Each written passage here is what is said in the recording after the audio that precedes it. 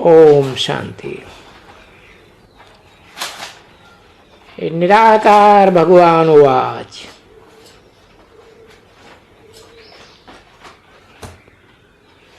अब निराकार भगवान कहा ही जाता है शिव को। बल नाम कितने भी भक्ति मार्ग में रखे हैं, ढेर नाम रखे हैं, तब तो विस्तार हो। बाप खुद आए बताते हैं कि हे बच्चों, मुझे अपने बाप शिव को तुम याद करते आए हो। हे पतित पावन, नाम तो जरूर एक होगा, बहुत नाम तो चल न सके।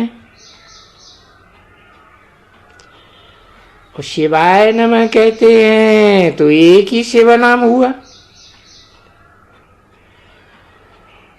रचयिता भी एक हुआ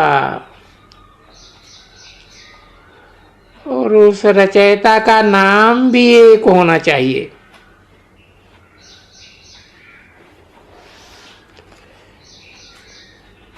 उस रचयिता का नहीं कहेंगे, कहेंगे उनका नाम। उन दोनों आत्माओं का नाम भी एक होना चाहिए।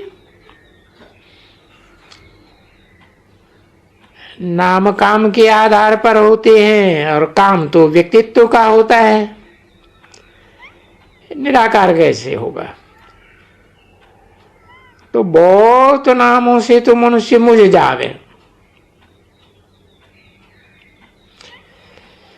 जैसे तुम्हारा नाम पुष्पा है,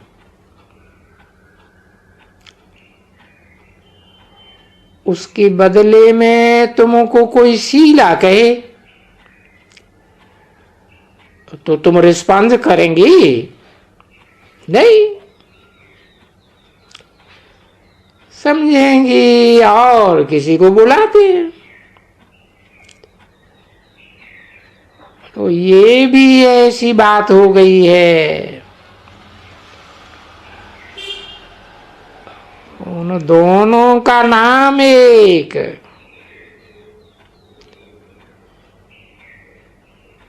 दो है ना, एक शिव कहा जाता है, एक शंकर कहा जाता है। तो अलग अलग हुए ना। हर आत्मा का काम अलग अलग, पार्ट अलग अलग, परंतु उनकी मूर्ति एक है, चैतन्य मूर्ति। एक व्यक्तित्व हुआ तो उन दोनों आत्माओं का नाम एक हुआ।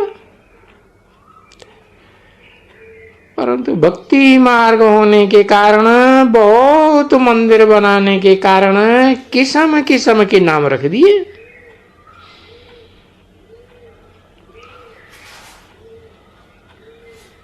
नहीं तो नाम हर एक का एक होता है।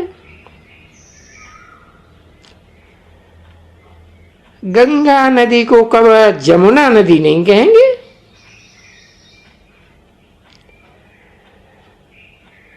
कोई भी चीज का नाम एक प्रसिद्ध होता है। तो ये शिव नाम भी प्रसिद्ध है। शिवाय नमः कहते हैं। गाया हुआ भी है, ब्रह्मा देवताय नमः, विष्णु देवताय नमः। फिर कहते शिवाय नमः, क्योंकि वो है ऊंचते ऊंच।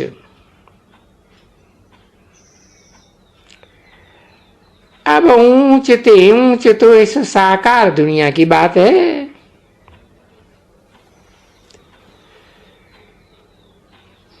मनुष्यों की बुद्धि में यहां रहता है। तो ऊंच ते ऊंच निराकार को कहा जाता है।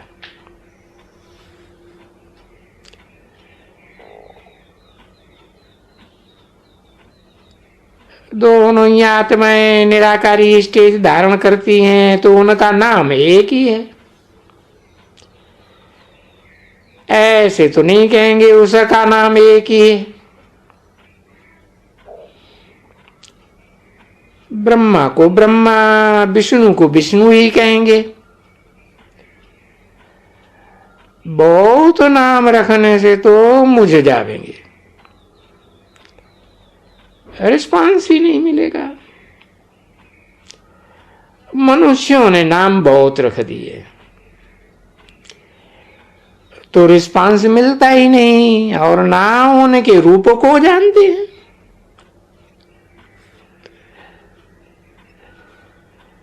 उन दोनों का रूप अलग अलग है, इसलिए बोला उनके रूप को भी नहीं जानते।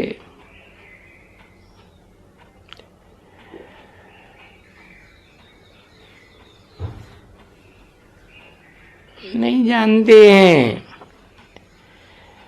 तो फिर शिव शंकर को मिला के एक कर देते हैं। अब बाप तो बच्चों से ही आकर बात करते हैं ना। बाप सुप्रीम सोल तो सदा निराकार है, तो निराकार के बच्चे भी निराकार। तो जो आत्मिक स्थिति में रहते हैं उनसे ही बात करते हैं। शिवाय नमः कहते हैं तो एक नाम ठीक है, बाकी शिव शंकर कहना भी रंग हो जाता है। रावण राज्य होने के कारण मनुष्यों की बुद्धि बिल्कुल भ्रष्ट हो गई, जो इतनी सहज बात को भी समझ नहीं सकते कि शिव माने कल्याणकारी, शंकर माने विनाशकारी। काम ही अलग अलग है। कहते भी है ब्रह्मा देवताय नमः, शंकर देवताय नमः, शिवाय नमः। तो फिर शिव शंकर कैसे हो सकते?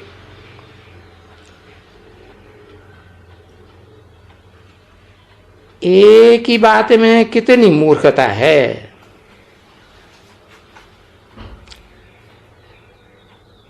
शिव और शंकर नाम ही अलग है,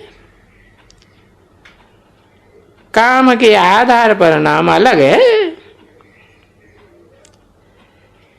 जैसे लक्ष्मी नारायण अलग अलग नाम है,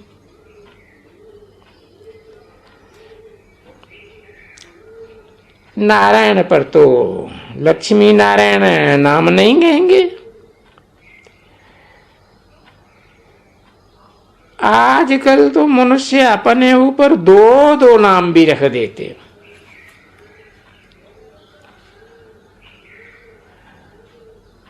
रख देते हैं ना, लक्ष्मी नारायण, सीताराम।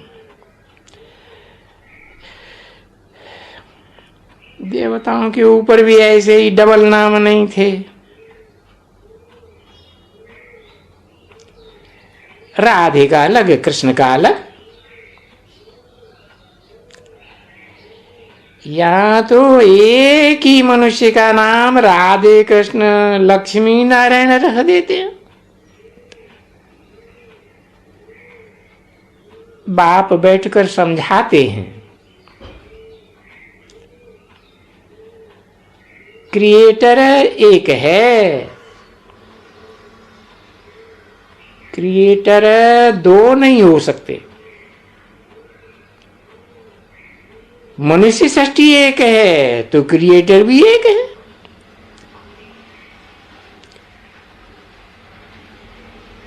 तो सृष्टि का भी एक क्रिएटर है।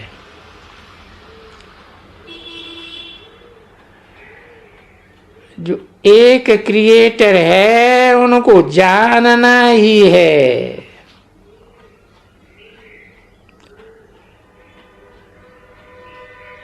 कि वो दोनों मिलकर के एक कैसे हो जाते हैं। एक व्यक्तित्व, एक पर्सनालिटी। कहते हैं आत्मा एक स्टार मिसल है, भ्रकुटी के बीच में चमकता है अजब सितारा। फिर कह देते हैं आत्मा सो परमात्मा। तो परमात्मा भी स्टार मिसल हुआ ना। ऐसे नहीं है कि आत्मा छोटी व बड़ी होती है। इस समझने की बातें बड़ी सहज हैं। अब तुम आत्मा है तो सब बच्चे हो।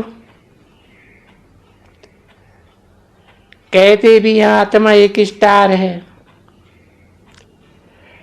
अब स्टार है तो फिर अंगूठे मिसल कैसे हो सकती है? आत्मा इतनी सूक्ष्म है, इन आंखों से देखने में भी नहीं आती। हाँ, उनको दिव्य दृष्टि से देखा जा सकता है, क्योंकि अव्यक्त चीज है। दो आत्माएं हैं ना, इसीलिए बोला उनको।